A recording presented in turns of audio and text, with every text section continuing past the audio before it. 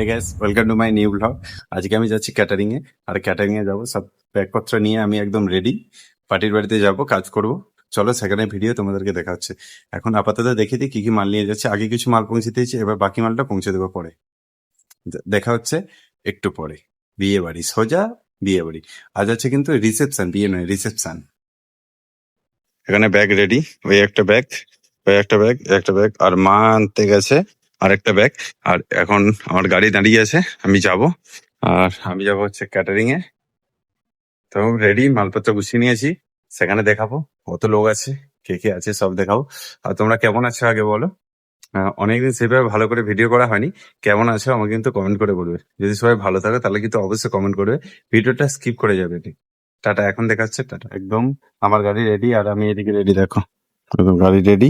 আগে একটা গাড়ি পৌঁছে গেছে, চলো দেখা হচ্ছে তোমাদের সাথে একদম বিয়ে বাড়িতে। টাটা।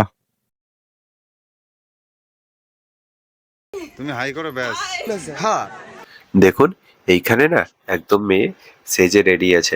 আর দেখুন মেয়ের ডান দিকে যিনি আছেন উনি হচ্ছে মেয়ের বাবা, আর বাম দিকে সম্ভবত উনি দাদা। আর এইখানেতে কফি স্টল দেওয়া ছিল, সাথে ছিল পকোড়া।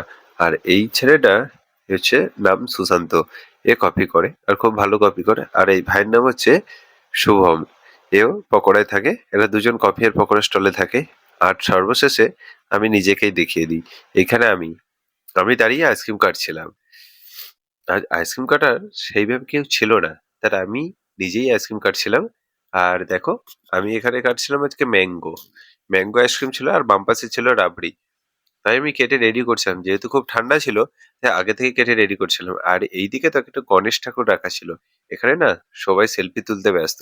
পাশে ছিল ফুচকা স্টল, আর এইখানে রান্না হচ্ছিল। রান্না এখানে হয়েছে, আর এইদিকে ছিল স্টোরেজ জায়গা। অর্থাৎ ক্যাটারিং এর সার্ভিস করার জন্য একটা স্টোরেজ জায়গার প্রয়োজন। সেই স্টোরটা এখানেই হয়েছিল। এখান থেকে সমস্ত মাল কাটিং হয়ে ভেতরের একটি টেবিলে রাখা হচ্ছিল। ওই জায়গা থেকে আবার পরিবেশনে চলে গিয়েছিল।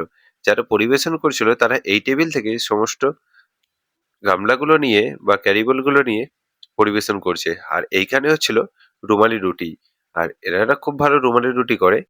সরো সরো সরো সরো, বিমল রান্না করতে যে দেখি হয়ে গেছে। আর দেখো এখানে না গরম গরম ভাত হচ্ছিল, ভাত কম পড়ে যায় তাই ভাত হচ্ছিল। আর এই দেখো এইটা হচ্ছে মিলন, যিনি গামছা কাঁধে নিয়ে আছে। আর এই যেখানে অ্যারো দেখালো ওটা ছিল আমার বাবা। আর এইদিকে দেখো পরিবেশন চলছিল। আর এখানে সব আমার ক্যাটারিং এর ছেলেরা পরিবেশন করছিল, আর আমি একটু তাদের ভিডিও করছিলাম। আর দেখো এই ছেলেটার নাম হচ্ছে সুমন, এই আমার সব ক্যাটারিং এ প্রায় যাই, ওই জন্য আমাকে দেখে একটু লজ্জা পেয়ে গিয়েছিল। আর এইদিকে পরিবেশন সব চলছিল, আমি তার মাঝখানে একটু দাঁড়িয়ে দাঁড়িয়ে ভিডিও করছিলাম। আর পরিবেশনের ভিডিওটা ঠিক সেইভাবে হয়নি। আর দেখো এখানে আরো কত আইসক্রিম স্টল, দেখো না আইসক্রিমটা কিভাবে কেটে দিই দেখো। এটা হচ্ছে ম্যাঙ্গো, আর ম্যাঙ্গো আর ভ্যানিলা ছিল, দুটো কম্বিনেশন ছিল, 2 in 1 ছিল, ম্যাঙ্গো 2 in 1। আর এটা খেতে কিন্তু দারুণ। তোমরা এই আইসক্রিমটা খেয়েছো না কি আমাকে কমেন্টে বলবে, আর দেখতে কেমন লাগছে অবশ্যই বলবে।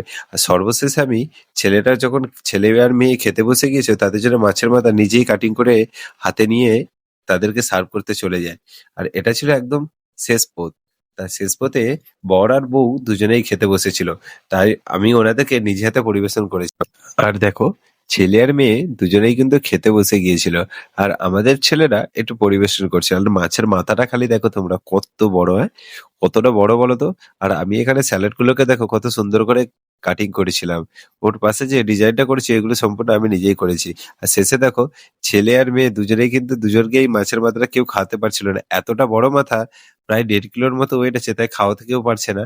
ছেলে যদিও তুলে একবার একটু খাইয়েছে, কিন্তু মেয়ে কিন্তু খেতে পারেনি। কিন্তু এরপরে যখন মেয়ের পালা আসে, মেয়েরা তখন কিচ্ছুই করতে পারে না, ওখান থেকে একটু ভেঙে খাইয়ে দেয়। তো আজকের ব্লগটা আমি এখানেই শেষ করে দেবো। দেখো মেয়ে কিন্তু খেতে পারেনি, একদম খেতে পারে। আচ্ছা তোমরা কমেন্টে বলো তো এনাদের দুজনকে কেমন লাগছে বলো। দুজনের জুড়ি কিন্তু খুব সুন্দর লাগছে আমার। তোমাদের কেমন লাগছে অবশ্যই কিন্তু আমাকে কমেন্টে বলবে। আর অবশ্যই আমার ভিডিওটা একটু শেয়ার করবে। যদি আমার এই ব্লগটা আজকে তোমাদের ভালো লাগে তাহলে কিন্তু একটু পাশে থাকতে হবে বন্ধু। একটু লাইক কমেন্ট আর শেয়ার কিন্তু করে দিতে হবে। আর তোমরা যদি ফেসবুক থেকে দেখো তাহলে আমার চ্যানেলটি অবশ্যই কিন্তু ফলো করে দেবে।